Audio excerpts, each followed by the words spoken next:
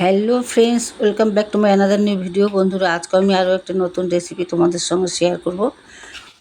আশা করি তোমাদের সকলের কাছে ভালো লাগবে। তবে বন্ধুরা, তোমাদেরকে পুরোপুরি ভিডিওটা দেখতে হবে। খুব সহজ পদ্ধতিতে আমি তোমাদের মোচা চিংড়ি রান্না করে দেখাবো। মোচা চিংড়ি সত্যি খেতে অসাধারণ লাগে। পারলে তোমরাও বাড়িতে এটা রান্না করে দেখতে পারো। তো যাই হোক বন্ধুরা, এই মোচার চিংড়ি রান্না করার জন্য আমি প্রথমেই কিছু মাঝারি সাইজের চিংড়ি মাছ নিয়েছি। দেখো, এই সাইজের চিংড়ি মাছগুলি আমি নিয়েছি। এগুলোকে আমি এখন ভালো করে কেটে ধুয়ে পরিষ্কার করে নেব। দেখো, আমার কিন্তু মাছগুলি কেটে ধুয়ে পরিষ্কার করে নেওয়া হয়ে গেছে। আমি এগুলোকে হলুদ লবণ মাখিয়ে নিয়েছি। এখন আমি এগুলোকে ভালো করে তেলে ভেজে নেব। দেখো, আমি মাছগুলোকে ভাজাও শুরু করে দিয়েছি। যাই হোক, মাছগুলি ভাজা হয়ে গেছে, সঙ্গে আমি আলুগুলোকেও ভেজে নিয়েছি। এবার আমি মশলা রেডি করে নিচ্ছি। মশলার মধ্যে আমি জিরে ভাজা গুঁড়ো করে নিয়েছি আর কাঁচা লঙ্কা আদা বেটে নিয়েছি। এবার আমি কড়াইয়ের মধ্যে দিয়েছি ফোড়নে আমি দিয়েছি শুকনো লঙ্কা, তেজপাতা আর সাদা জিরে। পেঁয়াজগুলোকে আমি হালকা করে ভেজে নেব। নিয়ে এর মধ্যে আমি দিয়ে দিলাম কাঁচা লঙ্কা আর আদা বাটা।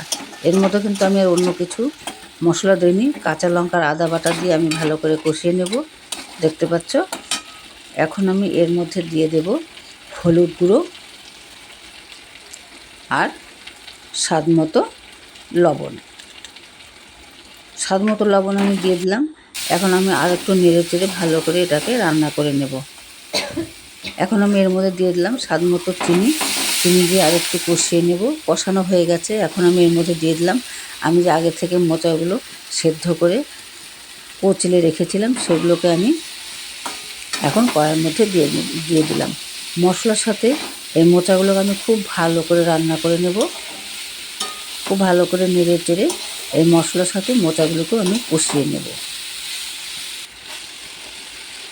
খুব সহজেই আমি এই মোচা চিংড়িটা রান্না করলাম।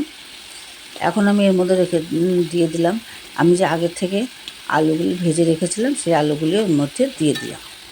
মোচার মধ্যে বড় বড় করে আলু কেটে দিলে খেতে বেশ ভালো লাগে। আমি যখনই মোচা রান্না করি, আমি কিন্তু মোচার মধ্যে বড় বড় করে আলু কেটে দিই। আর নিরামিষ মোচাটা আমি বেশি রান্না করি, তবে আজকে আমি চিংড়ি মাছ দিয়ে মোচাটা রান্না করছি। দেখো, এটা প্রায় কষানো হয়ে গেছে। এখন আমি এর মধ্যে দিয়ে দিলাম পরিমাণ মতো জল, যাতে আলুগুলি সেদ্ধ হয়। মোচাটা তো আগেই আমি সেদ্ধ করে নিয়েছিলাম।